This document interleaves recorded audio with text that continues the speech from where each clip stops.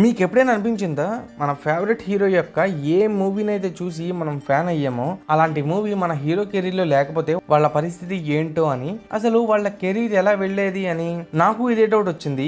మన హీరోస్ యొక్క కెరీర్లో స్టార్డమ్ ని క్రియేట్ చేసి పెద్ద హిట్స్ అయిన మూవీస్ వాళ్ళ కెరీర్లో లేకపోతే ఎలా ఉండేదా అని. అండ్ దీని మీద కొంచెం అనాలిసిస్ చేసా, దాని రిజల్టే ఈ వీడియో. హలో బడీస్, ఎలా ఉన్నారు? Welcome back to the channel. సరే, టాపిక్ లోకి వస్తే first Mahesh Babu with Pokiri cinema Mahesh Babu career ని ఒక రేంజ్ కి తీసుకెళ్ళింది. సూపర్ స్టార్డమ్ ని క్రియేట్ చేసింది, రికార్డ్స్ బ్రేక్ చేసింది. అసలు సూపర్ స్టార్ కెరీర్ లో పోకిరి అనే మూవీ తీసేస్తే ఎలా ఉంటుంది ఒకసారి థింక్ చేయండి అండ్ కామెంట్ చేయండి. సరే, నేనే చెప్పేస్తా.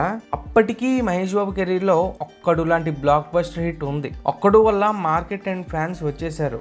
బట్ ఒకవేళ పోకిరి లేకపోతే ఒక్కడు తర్వాత సరైన హిట్ ఉండదు. అది కాకుండా పోకిరిని కూడా తీసేస్తే 2011 లో దూకుడు వరకు హిట్ లేనట్టే. ఒక పోకిరి లేకపోతే సూపర్ స్టార్ కెరీర్ కొంచెం కష్టమయ్యేది. అండ్ ఇప్పుడు మహేష్ బాబు గారిది ఏ మూవీ వచ్చినా కూడా యునానిమస్ గా అది పోకిరితో కంపేర్ చేస్తారు. ఒక్కడుతో కానీ, బిజినెస్ మ్యాన్ తో కానీ, లేకపోతే దూకుడుతో కానీ, వేటితో కూడా కంపేర్ చేస్తారు. Just Pokiri is the landmark. So Mahesh Babu గారికి ఆ ల్యాండ్ మార్క్, ఆ కంపారిజన్ కూడా మిస్ అయ్యేది. ఇక తర్వాత మన power star Pawan Kalyan with Attarintiki Daredi. మీకు అనిపించవచ్చు బద్రి అనిపించవచ్చు, లేకపోతే జల్సా అనిపించవచ్చు, లేదా స్టార్టింగ్ లో వచ్చిన మూవీస్ అనిపించవచ్చు. బట్ ఏంటంటే అత్తారింటికి దారేది పవన్ కళ్యాణ్ గారి కెరీర్ లో ఇండస్ట్రీ హిట్. కానీ ఈ సినిమా పవన్ కళ్యాణ్ గారు చేయకపోయి ఉంటే 2012 లో గబ్బర్ సింగ్ తర్వాత పవన్ కళ్యాణ్ గారికి వకీల్ సాబ్ వరకు సరైన హిట్ లేకుండా పోయేది. అండ్ ఫ్యాన్ బేస్ విషయానికి వస్తే అది అలాగే ఉంటుంది. సో అత్తారింటికి దారేది పవన్ కళ్యాణ్ కెరీర్ లో లేకపోతే పీకే మార్కెట్ కి పెద్ద డ్యామేజ్ ఏమి ఉండదు, కానీ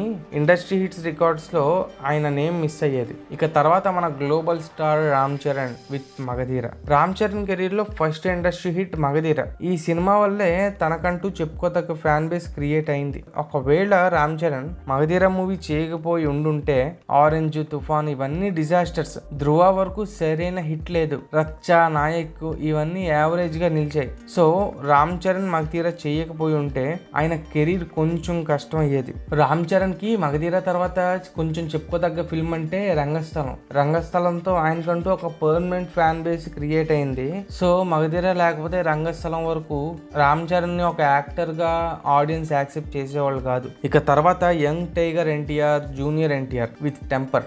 జూనియర్ ఎన్టీఆర్ కెరీర్ ని సేవ్ చేసిన మూవీ ఏదైనా ఉందంటే అది టెంపర్. రికార్డ్స్ క్రియేట్ చేసింది టెంపర్ మూవీ. అలాంటి టెంపర్ జూనియర్ ఎన్టీఆర్ కెరీర్ లో లేకపోయి ఉంటే ఎన్టీఆర్ కెరీర్ బిల్డ్ అవడానికి చాలా కష్టమయ్యేది. ఎందుకంటే టెంపర్ కి ముందు వరుసగా 10 years లో సరైన హిట్ లేదు. అన్ని యావరేజ్లు లేకపోతే ఫ్లాప్స్. అప్పటికే ఎన్టీఆర్ ఫ్యాన్స్ కూడా చాలా డిసప్పాయింట్మెంట్ తో ఉండేవారు, ఒక్క హిట్ కూడా లేదా అని. ఆ టైంలో వచ్చింది టెంపర్. ఎన్టీఆర్ కెరీర్ ని సేవ్ చేయడమే కాకుండా ఒక మార్క్ ని సెట్ చేసింది. సో టెంపర్ ఎన్టీఆర్ చేయకపోయి ఉంటే ఎన్టీఆర్ మార్కెట్ మీద విపరీతమైన నెగిటివిటీ వచ్చేది. అండ్ త్రిబులర్ ఛాన్స్ కూడా వచ్చేది కాదేమో బిజినెస్ పరంగా చూస్తే. ఇక తర్వాత అల్లు అర్జున్ విత్ అలా వైకుంఠపురం మూవీ స్టైలిష్ స్టార్ కి దొరికిన మాణిక్యం లాంటిది. ఇలా ఎందుకు అంటున్నాను అంటే అల్లు అర్జున్ ఇండస్ట్రీలో హీరోగా డెబ్యూ ఇచ్చి ఆల్మోస్ట్ 20 years కంప్లీట్ అవుతుంది. కానీ ఇప్పటికీ ఐకాన్ స్టార్ కి ఒక ఇండస్ట్రీ హిట్ కూడా లేదు. కెరీర్ అంతా కూడా హిట్స్, బ్లాక్ బస్టర్స్ ఎన్ని ఉన్నా కూడా ఏదో చిన్న వెలితి. కానీ అలా వైకుంఠపురం ఇండస్ట్రీ హిట్ అవడంతో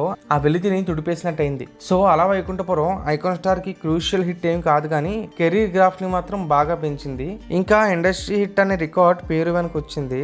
ఇంకంతే నాకు తెలిసినవైతే.